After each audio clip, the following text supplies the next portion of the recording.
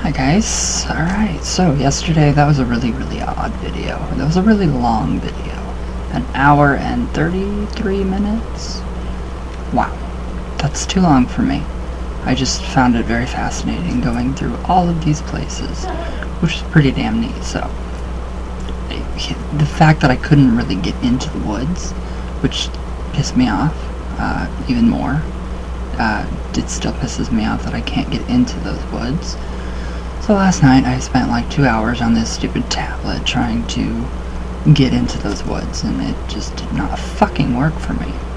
So, alright, but anyways, thank you guys for exploring with me. That was pretty fun. That was really fun actually, I like that. But, yeah, it was pretty cool. So, alright, the St. Valentine's Day Massacre. I had no idea it was connected to Indiana at all. Very odd. So it's pretty cool. I mean, it's not cool that, you know, people got massacred, but it had all whatever to do with the mob. So yes. And it sadly, what I'm told is, this is just what I'm told. Am I crooked? Yes, I am crooked. When I had my dark hair or whatever,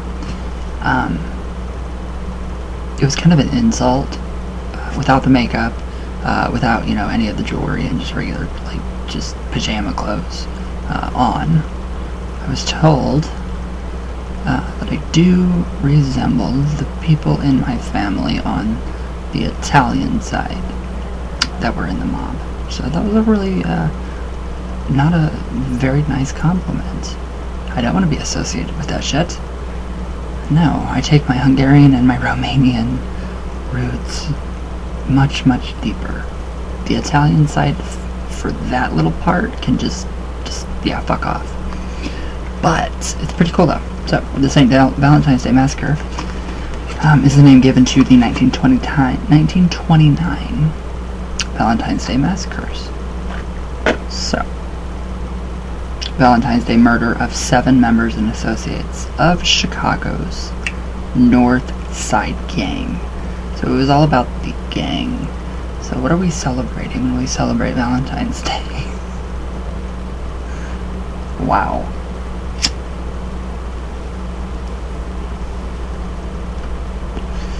But in pagan terms, this is recent. Paganism is not recent. We would be celebrating probably Eros, the god of sexual desire, Cupid, Venus, or morning star, Lucifer. Yes, Lucifer. So, that's the pagan part. But this I just found really interesting. So, 7 members and associates of Chicago's North Side Gang. So the men were gathered at Lincoln Park. So Lincoln Park garage on the morning of Valentine's Day, when they were made to line up against a wall and shot by 4 unknown assailants. So they never ever found those assailants? So the incident resulted from the struggle between the Irish North Siders and their Italian South Side rivals. That's where the Italian in me comes in, which is very strange. So, led by Al Capone to control organized crime in the city during Prohibition. Alright, so he was trying to control organized crime, which is not necessarily a bad thing. But again, Hitler's initial thoughts and words were, well, let's just, you know, all of us get together and agree to just go our separate ways. Yeah. I don't even want to go into that. So. But yes, so he organized crime trying to control it in the city during Prohibition. That's pretty hard. So, through the perpetrators, though the perpetrators have not conclusively been identified, former members of the Egan's Rats gang, working for Capone, are suspected of a significant role. as are members of the Chicago Police Department who said to have had personal revenge as their motives following the killing of a police officer's son. Alright, so that's just very odd. That it seems like, all-inclusiveness. That's, and again, Hitler's initial all-inclusiveness crap. Alright, so it did happen. It happened in the warehouse at Dickens and Clark in Lincoln Park, Chicago, Illinois, obviously, at 10:30 a.m. It was a massacre. The two weapons were the Thompson submachine guns and 2 shotguns, and there were 7 deaths. So, and there were 4 participants. That's it. In this giant massacre, which is crazy. And I look crazy because of my hair. Wow, so, okay. Little history. So at 10:30 a.m. on Thursday, February 14th, 1929, 7 men were murdered at the garage of 2122 North Clark Street. And I've actually been there too, which is odd. In the Lincoln Park neighborhood of Chicago's North Side.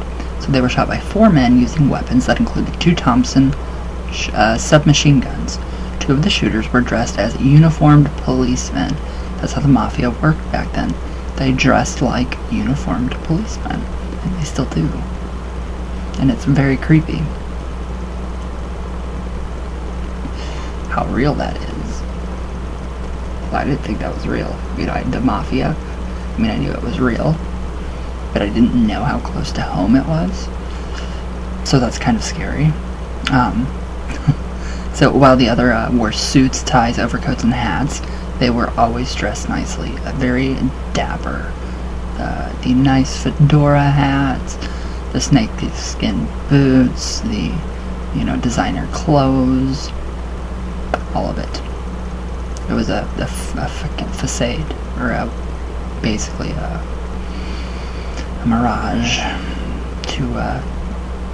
designed to just initiate like the grand seduction. So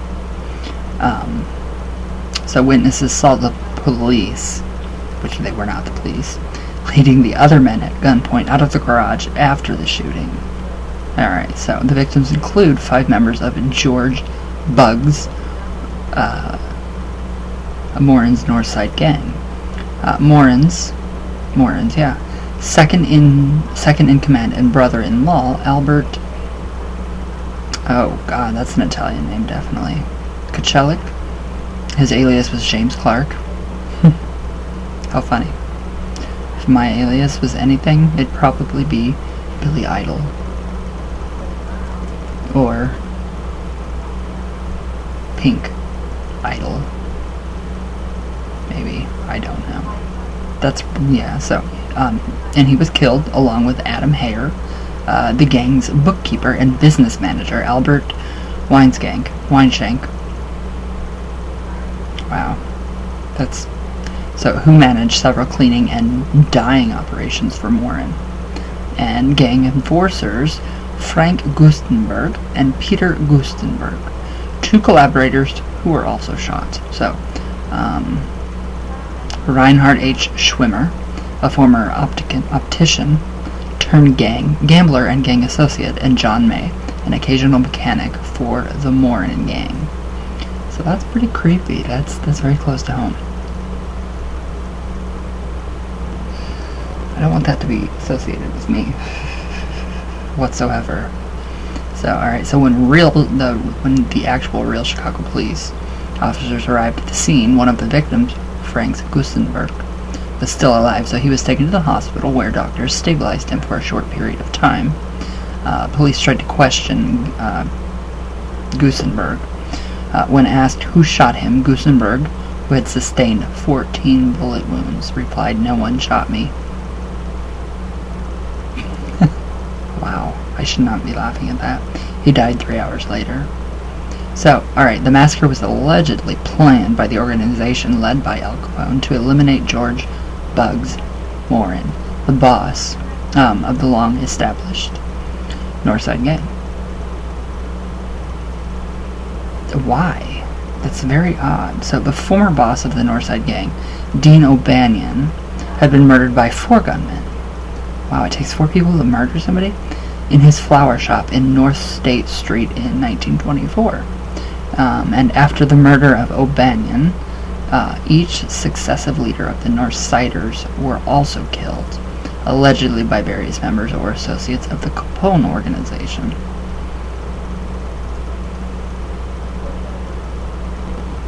Very strange. So this is just the massacre of, which is what, the 14th? Yes, the 14th of this month. So, a couple days. What, how many days? 12, 13, 14, 2 days. Well, 3.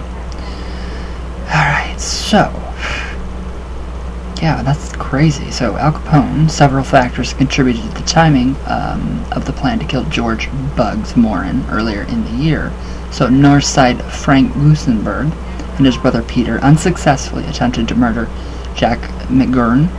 The Northside gang was complicit in murders of, very Italian here, Pasqualino, Patsy, Lolordo, and Antonio the Scourge, Lombardo, yeah. Both had been presidents of the, Union Silicana, the local mafia, and close associates of Capone. That's very unsettling. Very unsettling. Wow. So, alright, so Morin and Capone had been vying for control of the lucrative Chicago bootlegging trade. Okay, so that doesn't make sense then. And Bugs Morin had been moving in on several of Capone's enterprises. Wow. So, Morin was muscling on a Capone-run dog track in the Chicago suburbs, and he had taken over several saloons that were run by Capone, insisting that they were in his territory. So it was just Italians after Italians fighting Italians. That's a very, it's very inherent in every generation of Italians. So I'm still very proud of my Italian heritage, but the Romanian and the Hungarian heritage is definitely taking top rank here. Especially after a wonderful conversation with Jen and Sylvia. You guys, oh my god, the conversation was so deep. I mean, it was so very deep about the people of Hungary, and I do think our ancestors are very proud of, what we have accomplished as far as, the incredible, disturbing, morbid things that did happen in Hungary and Romania. So, and yes, we do get our fangs from Vlad. We do. Maybe. I would hope. I really would hope. He is one disgusting man, but very, very historical, and very much revered right now, which I don't know why. Is there a movie coming out about Vlad, maybe? I don't know. So, okay, where did I go? Okay, so the plan was to lure Bugmore into the SMC Cartage warehouse on North Clark Street on February 14th of 1929. So the intent was to kill Morin and perhaps 2 or 3 of his lieutenants. So it is usually assumed that the Northsiders, they were lured to the garage with the promises of stolen, cut-rate shipment of whiskey. For that, just whiskey, supplied by Detroit's Purple Gang. Oh god, now we're getting into all the different colors. This seems like an LGBTQ. Okay, which was associated with Capone. So, the Gusenberg brothers were supposed to drive 2 empty trucks to Detroit that day to pick up 2 loads of stolen Canadian whiskey. All of the victims, with the exception of John May, were dressed in their best clothes, as always. When do you not see people in the mob dressed immaculate? I mean, immaculate. They do have good taste, I'll say that. So all of the victims, with the exception of John May, were dressed in their best clothes, as customary for the Northsiders and other gangsters at that time. My opinion to gangsters now: pull your pants up. Get a Prada belt, get a Gucci and Versace, Fendi, Dior, Louis Vuitton. Get something nice and pull those fucking pants up, because it's gross. Nobody wants to see a butt crack. And especially if you have a tattoo, a tramp stamp like I do. So that's why my pants are pulled up even further now. Just to get rid of the butt crack cross. Alright, so on St. Valentine's Day, most of the Morin gang had already arrived at the warehouse by approximately 10:30 a.m. So it's already happened. Well, no, it hasn't. In a couple days it has happened. So Morin was not there, having left his Parkway Hotel apartment late. As Morin and one of his men, Ted Newberry, approached the rear of the warehouse from a side street, they saw a police car approaching the building. So they immediately turned and retracted their steps, going to a nearby coffee shop.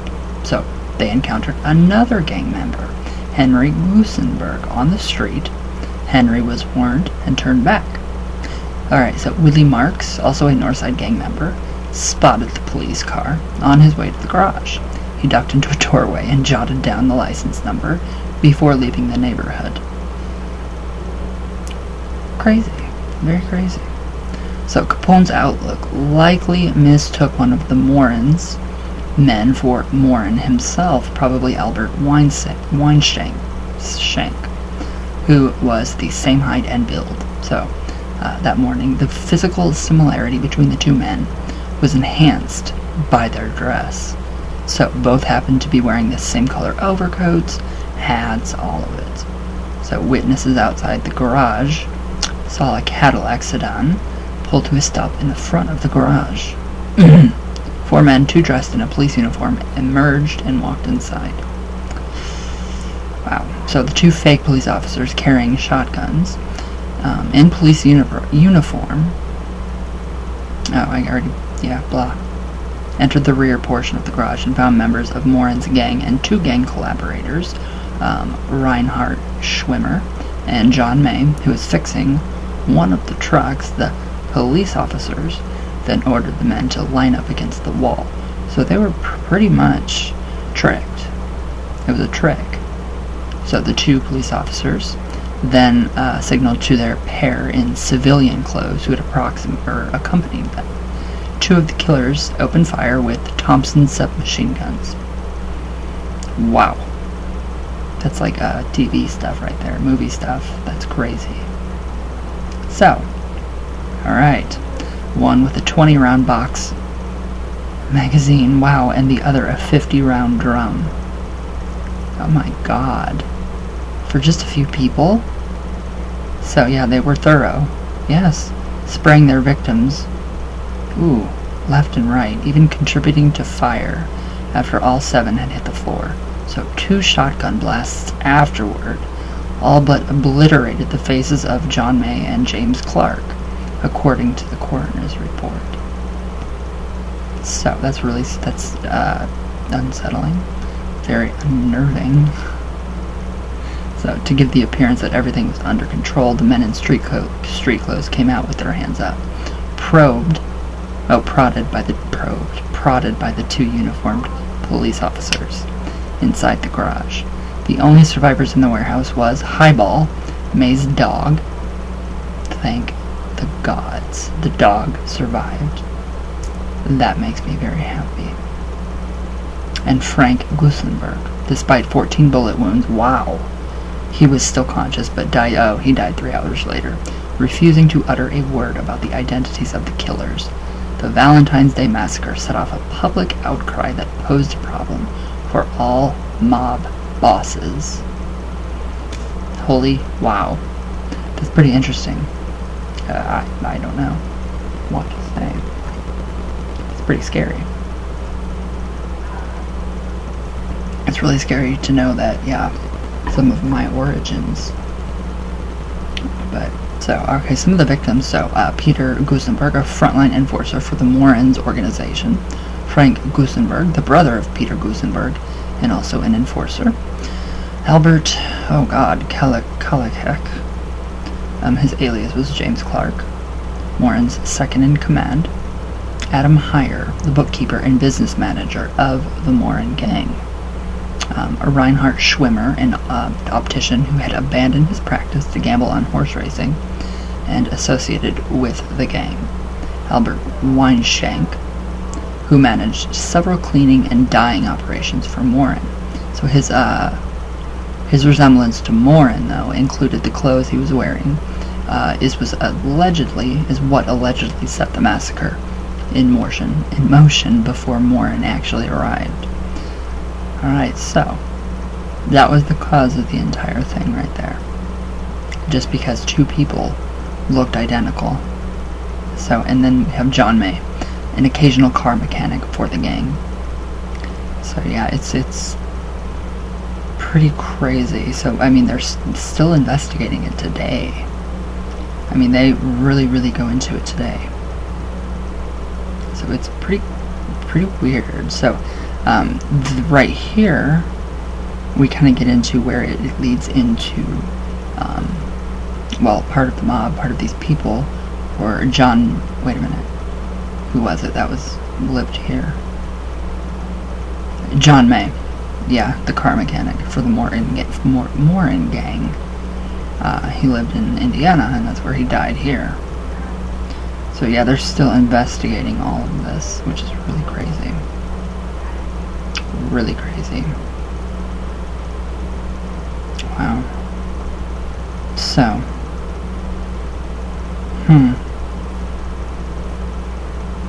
Yeah, it's just crazy. Alright.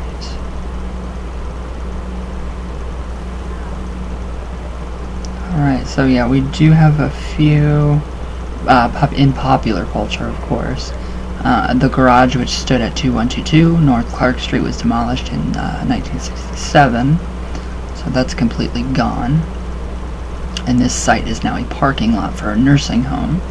The brick of the north wall against which the massacre's victims were lined up and shot were purchased by a Canadian businessman.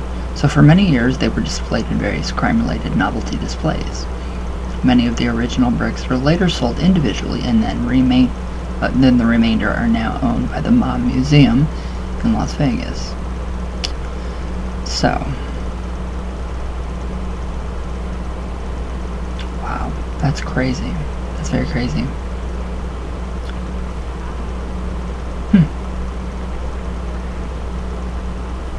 Oh God. So John May, the mechanic, his grave was retrieved the day before my birthday, September 11th of 2013. That's not the year of my birthday, though. So yes, but that's just very crazy. Wow. Wow.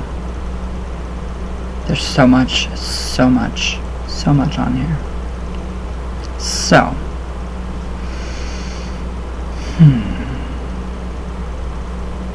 There we go. Alright, so, and then Roger Clay Drawlinger.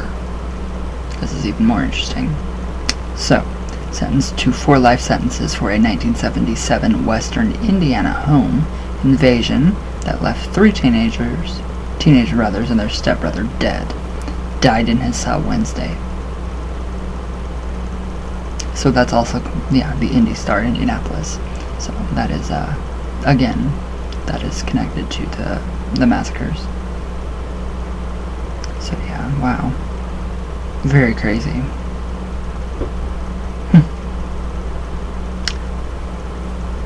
Tons of ice is like falling off of everything. Alright, now, pagan origins. Pagan origins.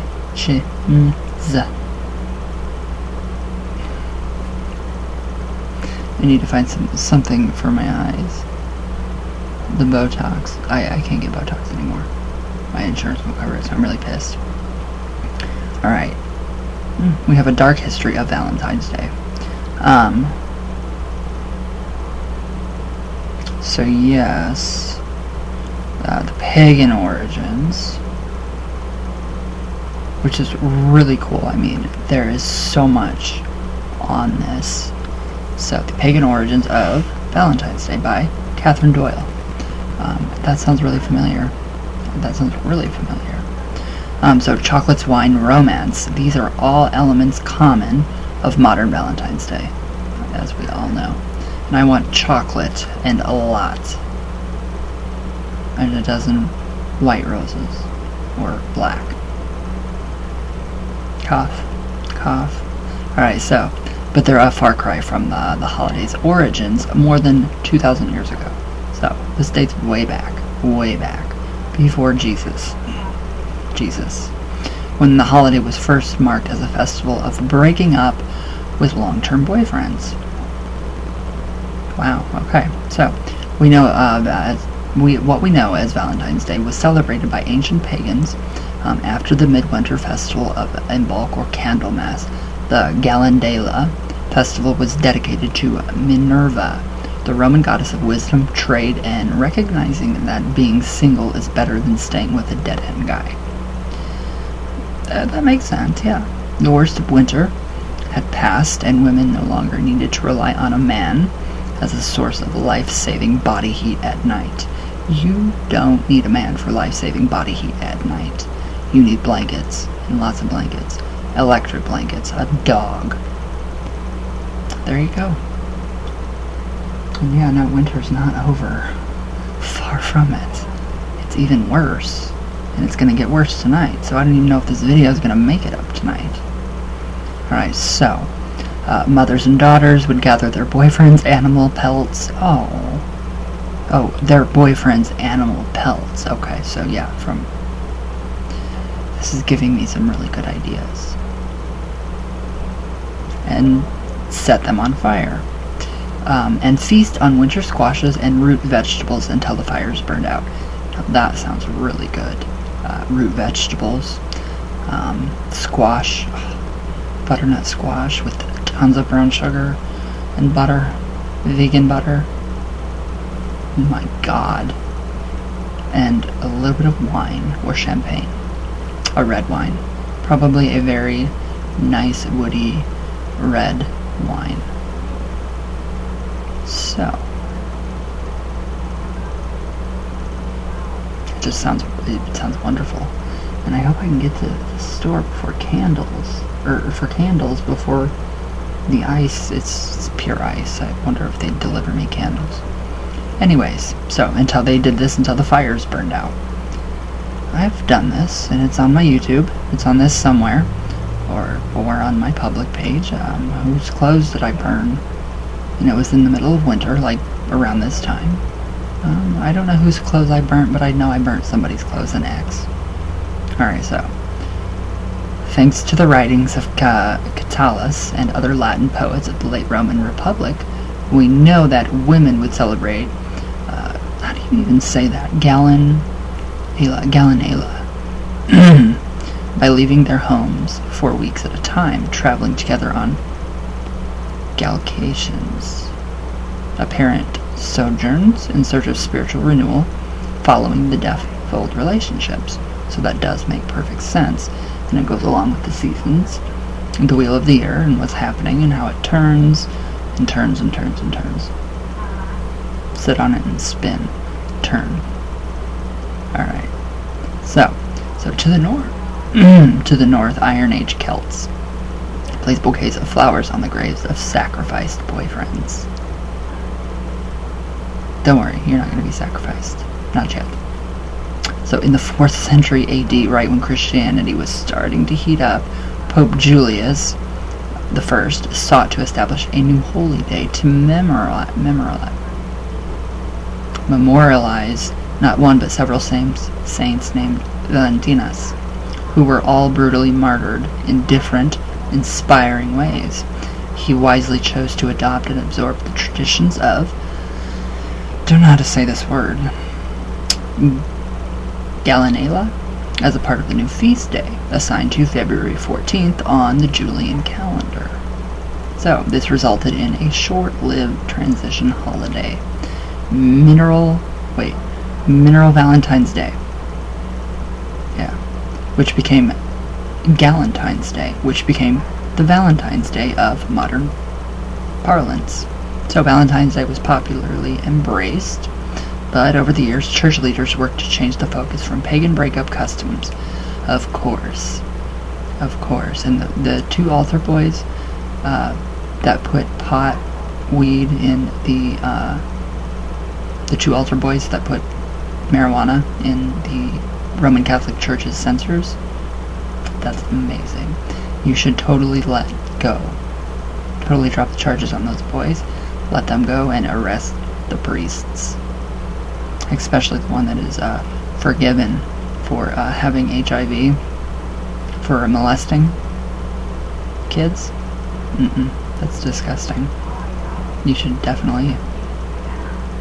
Anyways, that pisses me off. Alright, so yes, the Christians came in and tried to, fuck up our holidays like they always do. But they actually keep it preserved, so thank you guys so much. I love it. Alright, so they downplayed dumping or sacrificing boyfriends. I don't honestly think that they probably did. I don't know. Women can get, ferocious. And that's why I love my girls. So, where did I go? So yes, especially by the Middle Ages, when the Crusades were becoming a real PR fiasco. Instead, religious tracts encouraged women to get back out there, mingle, not look for anything serious necessarily, but just be open to having fun. But then that's open to date, rape, drugs, So, be careful. Men. Yes, men, be careful too. Gay men. Especially. So yeah, in later years, breaking up with boyfriends would actually be condemned as heresiary, because it is Catholic, of course, because they want you to breed like rabbits. That is what the Catholic Church wants. So, which historians attribute to the Church's desire to propagate as much as possible in the face of massive plague-related personnel losses. So in 14th century England, flour production skyrocketed as agricultural practices advanced, and florist apprentice Geoffrey Chaucer scrambled to increase market demand, claiming that giving flowers to your lovers on Valentine's Day was the highest form of courtly love, and also warded off St. Valentine's Day malady, epilepsy. Okay, so in the Canterbury Tales, the wife of Bath actually tells her boyfriend that a magic naturel can undo a Medi Abud fornication is the word, but it's in Latin, with a gift of flowers. Clever product placement indeed. So Chaucer was a genius businessman, and his plan worked, and it's still going on today. I still want flowers and chocolate, lots of chocolate.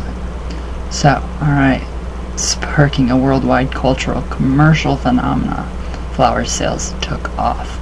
Epilepsy rates were unchanged, obviously. And Valentine's Day became a holiday for sexing instead of Xing. I mean, okay. So in fact, Valentine's Day became the least appropriate day of the year to break up with your long-term boyfriend. I don't know. The opposite of what the pagans originally intended. So how few couples at a prefix dinners know that the tradition of trading heart-shaped boxes of chocolate comes from a time when pagan women ripped out the actual hearts of boyfriends and handed them back and forth, hot potato style. I still want chocolate. So it's surprising what a look back at history can reveal. So what would the ancient pagans think if they saw us today on February 14th, exchanging pink trinkets and confections, crepe paper and balloons, just lovers loving love? I love that. Just lovers loving love? ? They'd probably think we recently completed a new henge, since that's actually how they celebrated henge construction. So it's tied in all together, which I love. So, the vagina monologues. How incredible. So now we have the dark origins of this day, which I do like. I mean, that actually was the darker origins, but I mean, to me, that's not that dark. I mean, playing, hot potato with a heart, it's not that bad, I don't think. Unless you don't have a heart.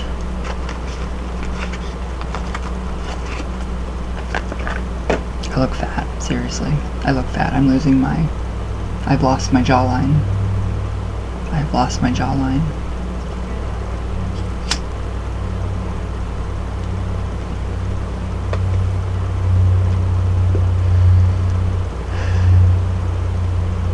So,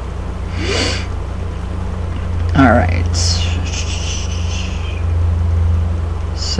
So from February 13th, so starting tomorrow, to the 15th, so Romans celebrated the feast of, oh Jesus, God, what is that word? Lupercalia?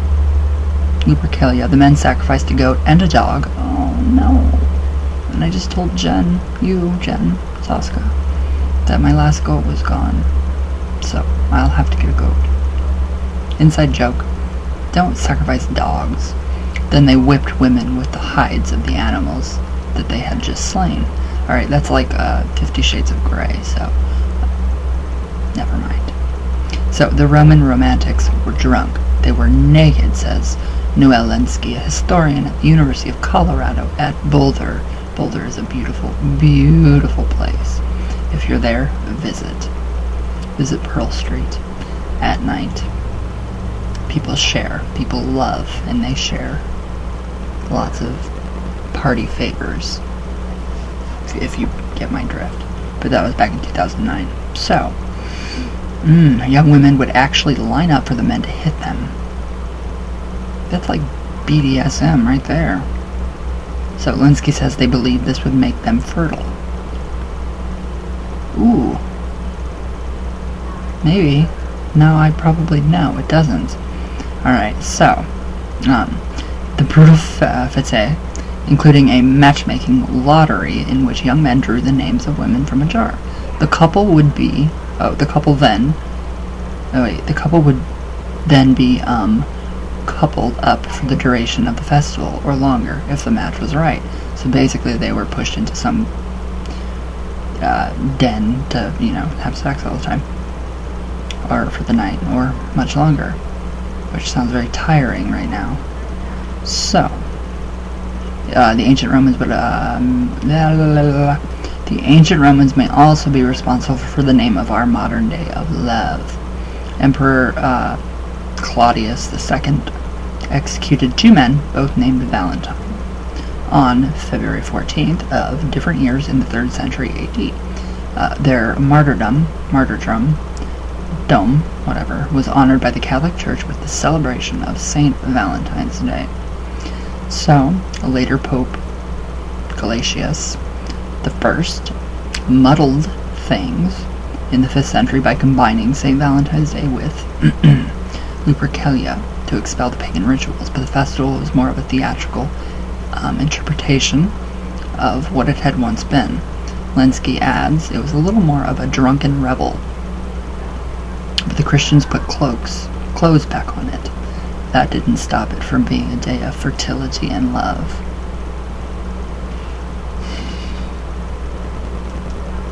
So, that's even more interesting. That's amazing. I think that's cool. It's all about love, whatever. Have fun. Go have fun and, fuck like rabbits. Alright, so around the same time, the Normans celebrated Gallatin's Day. Gallatin meant lover of women, so that would likely be confused with St. Valentine's Day at some point, in part because they sound alike.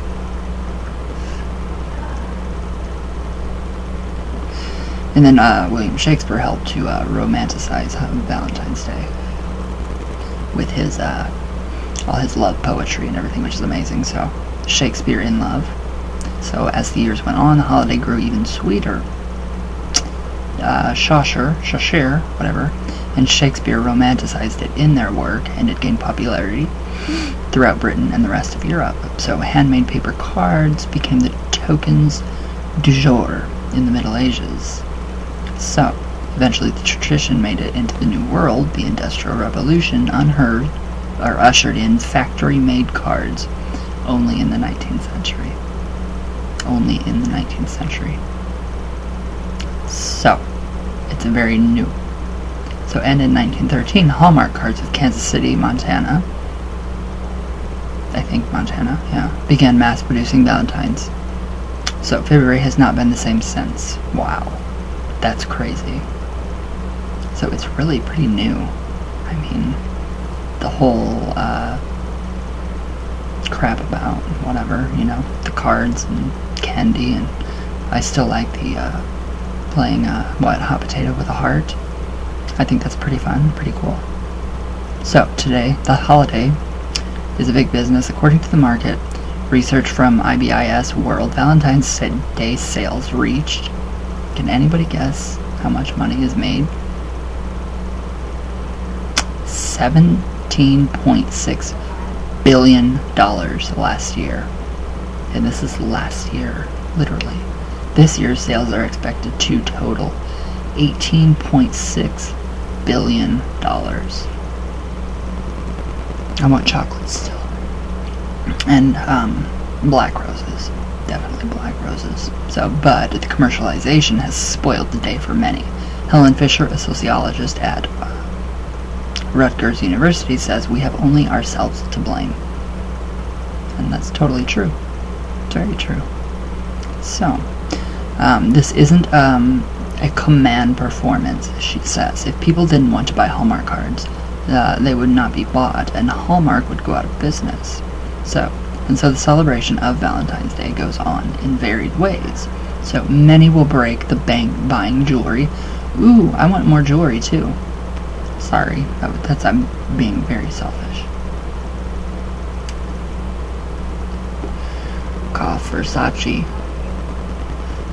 Versace gold chain necklace.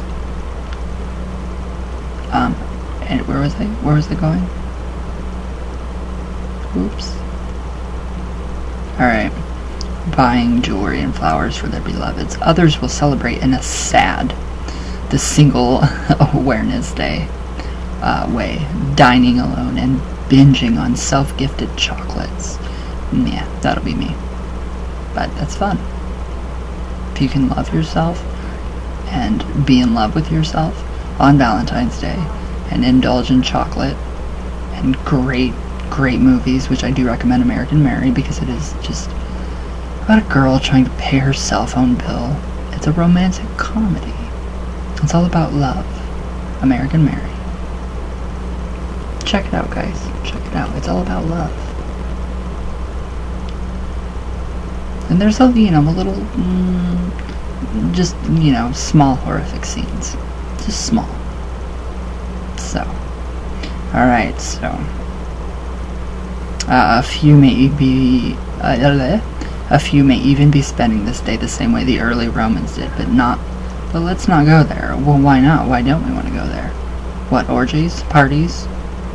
What do we do in New Orleans? New Orleans? Oh. I think that would be amazing, but that's just my opinion. So.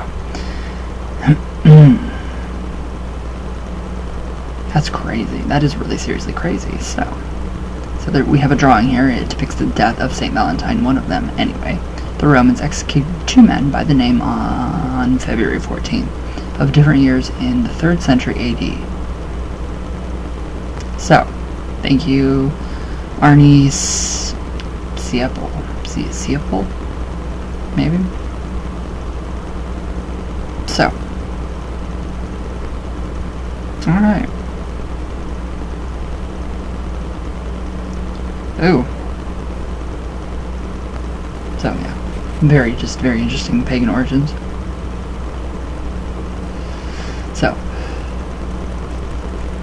going from the Day of Love, or actually no, going from Capone to the Massacre to the Roman, orgies and love to, playing hot potato with a heart from an ex-boyfriend. Valentine's Day has become the day for love in American culture.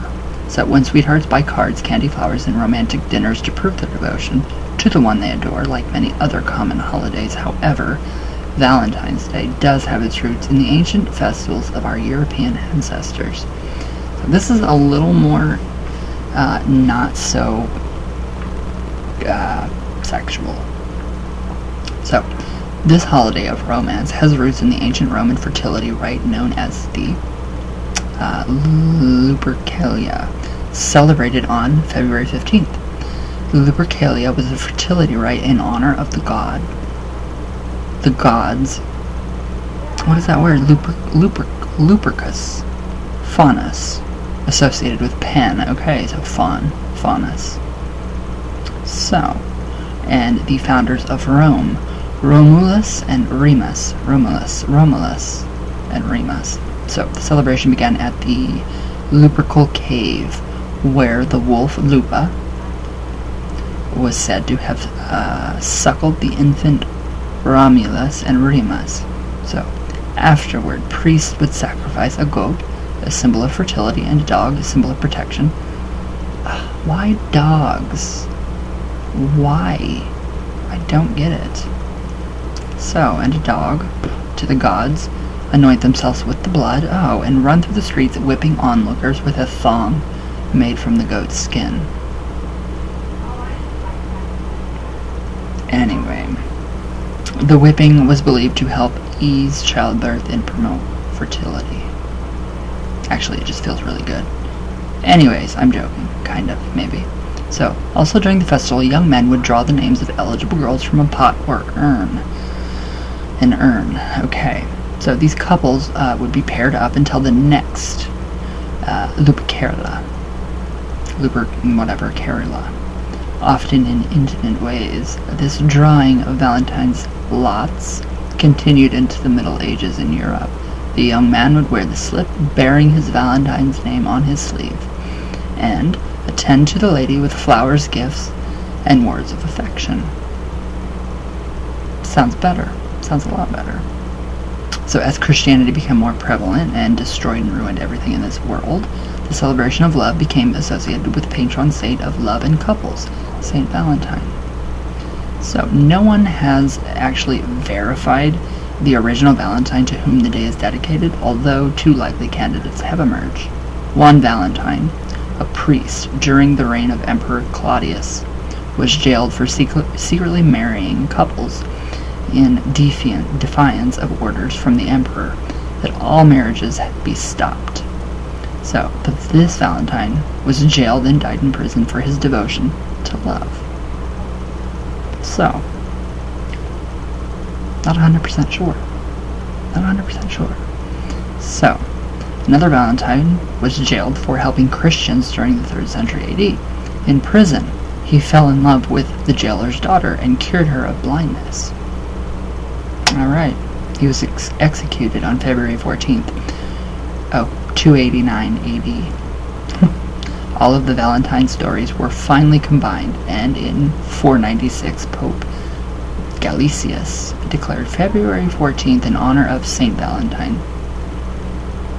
So, that is our history of Valentine's Day. The pagan origins, the crazy mob origins. Pretty cool. Pretty cool. So, alright, let's do a little coffee talk before I run into 50 minutes, which I am at 50 minutes right. Not now. Let me get there. 3, 4, 5, 6, 7, 8, 9, 50 minutes. Okay, so yeah, yesterday's video was pretty long, guys, so I'm sorry. It was just really fun going to all these places and actually showing you guys the cemetery that's right down here, literally there, and the Little Egypt and Troll Bridge.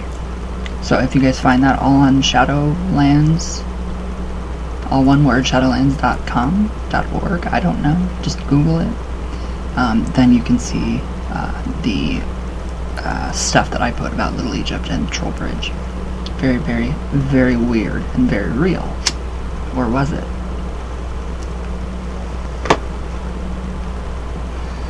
I don't know. Alright.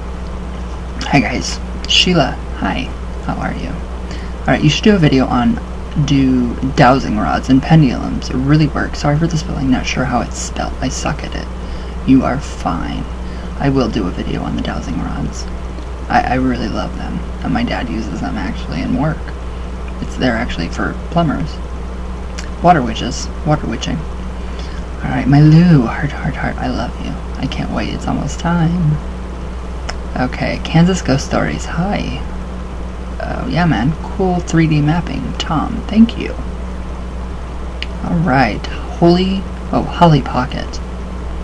Okay, you probably get this question a lot, but have you asked spirits if heaven and hell are real? If so, what did they say? Yes. There are billions of heavenly dimensions. And there are billions of hell dimensions.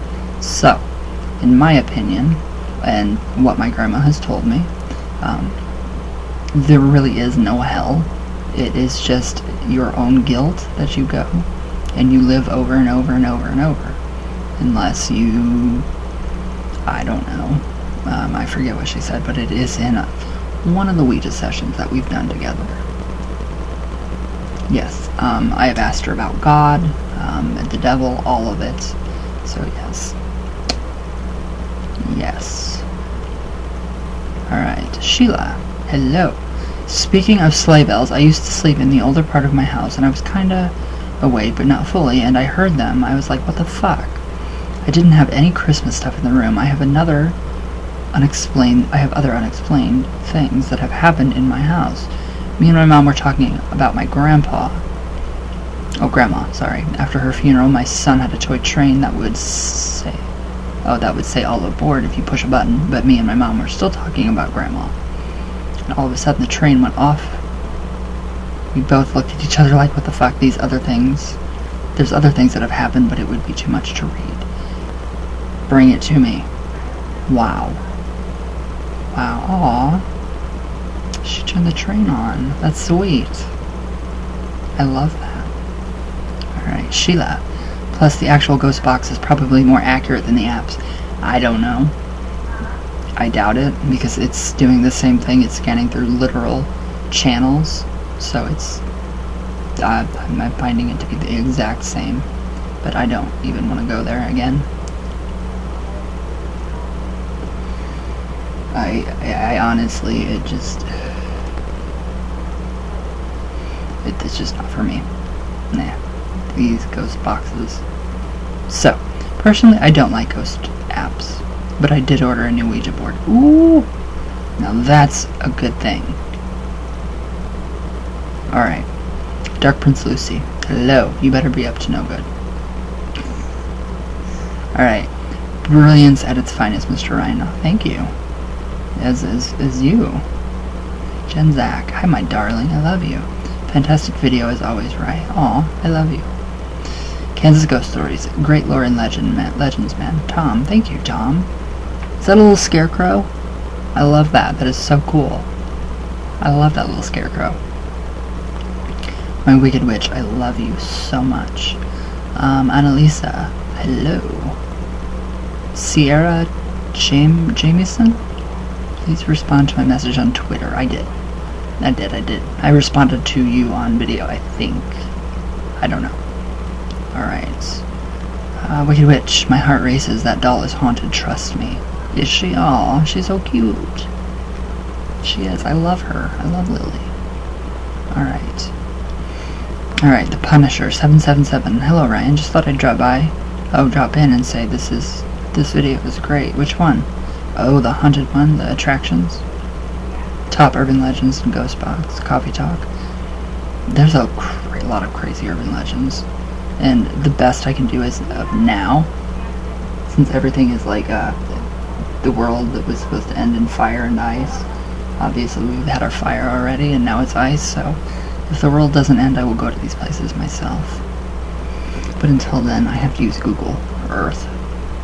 So, I mean, it's still interesting to see, and especially, did you guys see anything on there? I mean, I saw quite a bit of really strange looking images. Just odd. I mean, very odd. I was going to do Google Earth today, but it ended up being a 3-hour video that I don't have time to upload. Thank you, Punisher. Oh, that's too great. Alright, random guy, hello. Drew's Paranormal Vlog. Hi, darling, how are you? S. Sun. Hi, how are you? Such is life. Lilith Goddess. God, I love you. You're amazing. Alright, shout out, J. Mitch. Robert O'Donnell. Lisa Oaks. Hi. Hi, beautiful. How are you? Margarita. Hi. Shout out. How are you? Jade. Hi, darling. I hope you're better. I hope you feel better. All my love to you. I love you. Veronica. Hi. I love your name. I do. Efren Loco 91. Send me an email. Candy Pops. Shout out. I love you guys. All of you so very much. It's crazy. It really is. Oh shit. I do. I love you guys so fucking much. But I must go feed, well, give La Santísima Muerte some fresh water, some fresh coffee. I'm going to give her a little bit of marijuana, Maui Wowie, and yeah, some bread, and I'm actually wearing her bracelet today. So it goes really good with the Marc Jacobs. So that's her. That's actually from Hungary. That's the, to keep away the evil eye. So I dedicated it to La Santísima Muerte. So that's her bracelet that I wore. So got to tidy up her altar and all that good stuff.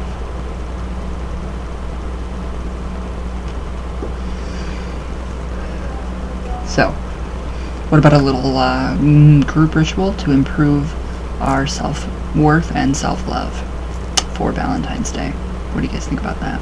Or just to get rid of the old, kind of, don't reenact it, please. I don't want to see any of you on the news playing hot potato with a heart. We could just kind of reenact it. Yeah, just kind of reenact it in a different way. But really take into, consideration and be mindful of the true pagan origins of this mass-produced card company holiday now. So we could do something like just shed the old, what we don't need of ourselves, and shed the negativity in our lives, and welcome in more love for ourselves and for others. So that's my idea. You guys know how I work, so let me know below. And I love you all very much with all my heart. All the way from, very appropriate, all the way from Venus, and all the way back down. And I will see you all tomorrow for Witchy Wednesday. So, everybody be safe in all this ice. It's crazy. And I love you all very much. And I'll see you guys tomorrow. So, alright guys, I love you all and thank you for watching.